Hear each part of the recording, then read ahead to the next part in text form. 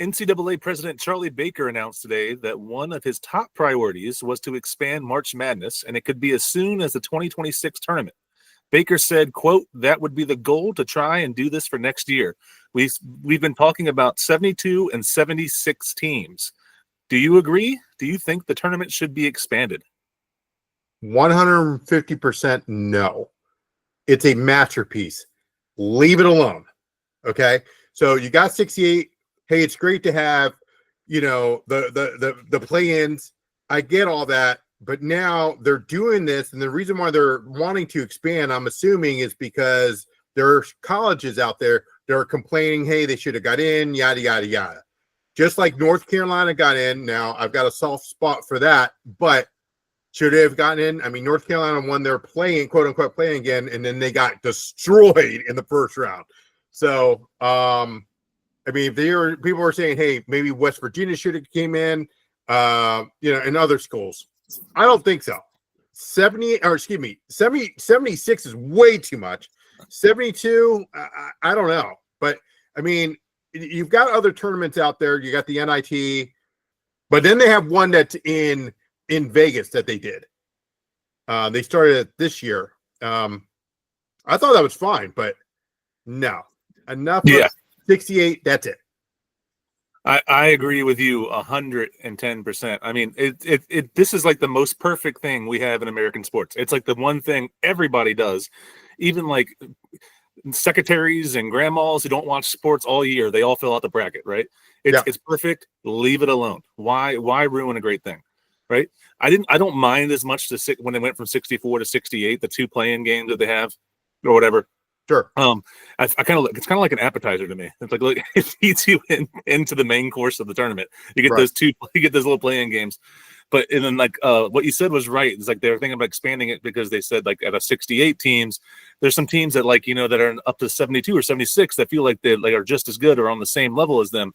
But then you could say the same thing another year from now, like a team that's at 76, the team at 77 is like, oh, well, we could have gotten in. What are you going to keep expanding and just keep growing? And then it's going to be at 128. And then eventually every college in the nation is going to be in this stupid tournament. I mean, that'd be pointless. It's dumb.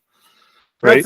That's the same argument with the NFL. I mean, they're thinking about expanding as well. No, I'm a little bothered by not having the 2 teams having a bye. They used to do that a few years ago. Now it's just, hey, look, if you're the number 1 overall seed, you get that week bye, and then the 2 plays like the lowest seed. I don't know. I don't think that's right. I think it should be the 2. Go back to what it was. Don't change it. I agree.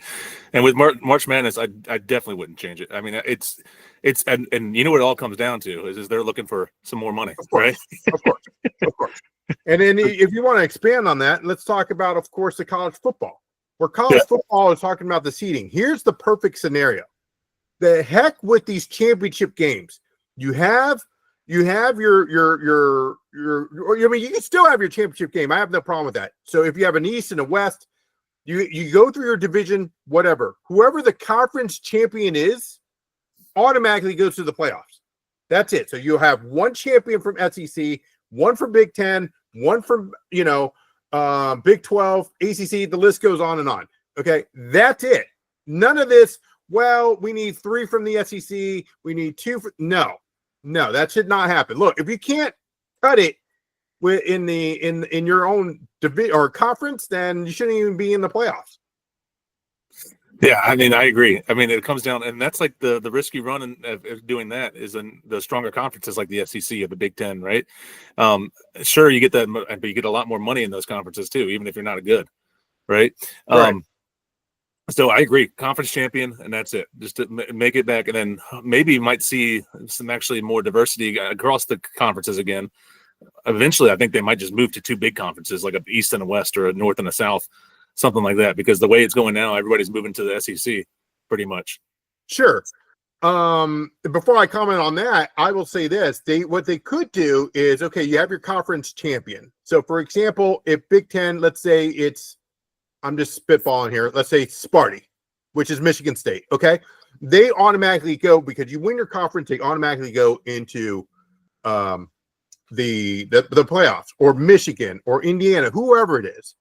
Now, if you have teams that are very close, just kind of like the March Madness, then you have one playing game, and you say, okay, the winner of that goes into, it's like a wild card, just like they did with the NFL, have a wild card for college. Now, in regards to this East and West that you brought up, they've tried to do that in soccer. Over the Chaps over in the UK, they try to do what's called, or most of Europe pretty much, is do a Super League, and the fans were pissed. They don't want that.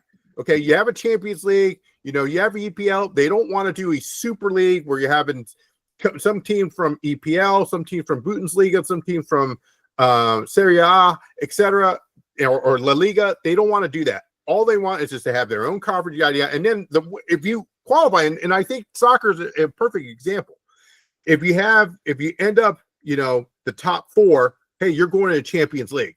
Now you're playing against, teams from Germany, from Italy, from, Portugal, whatever it is. Okay. That is why they call it the Champions League, and you find out who's going to win overall. Yeah. The Super League is like, I think NCAA, I think, is heading towards that though. And it's because it's weird when you have teams like Stanford that's in the Atlantic Coast Conference now, right? So, Stanford, that school that's in California, is in the Atlantic Coast Conference. It just makes zero sense anymore. I mean, it's just it's something needs to be done with all that stuff. Go ahead. But tying it back to the March Madness tournament, like March Madness tournament, I think what could help out some, because I think what they're trying to do too is like a lot of these mid-major schools are good.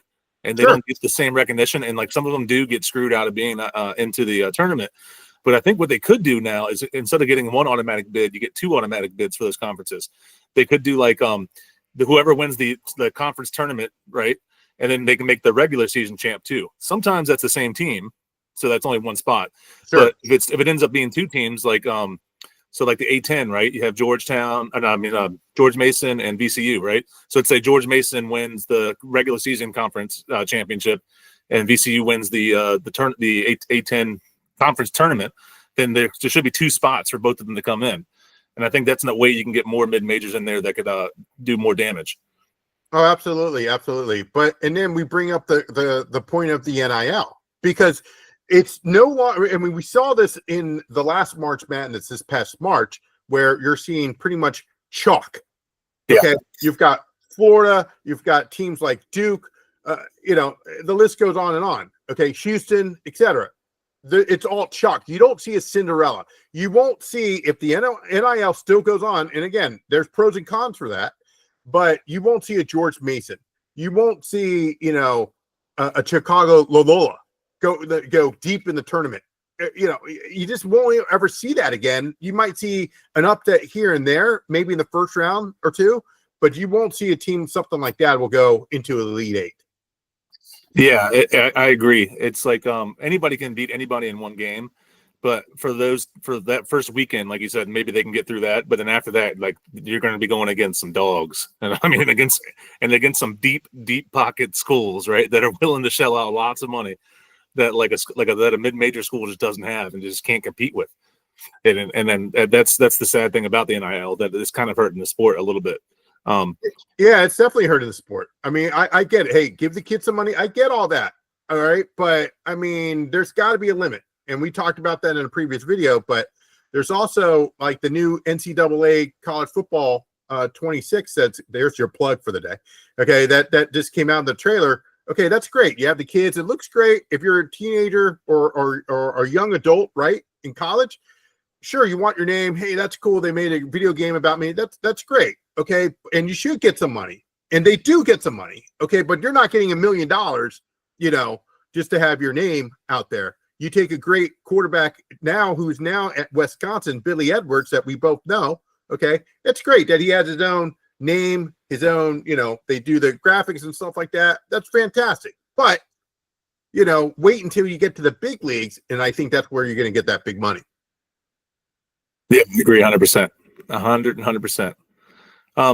What do you guys think? Should the NCAA tournament be expanded to 72 or 76 games this upcoming season? Joe DeFan and Shane O'Mac here both say no, but tell us what you think. Put it in the comments, and make sure to like and subscribe our YouTube channel.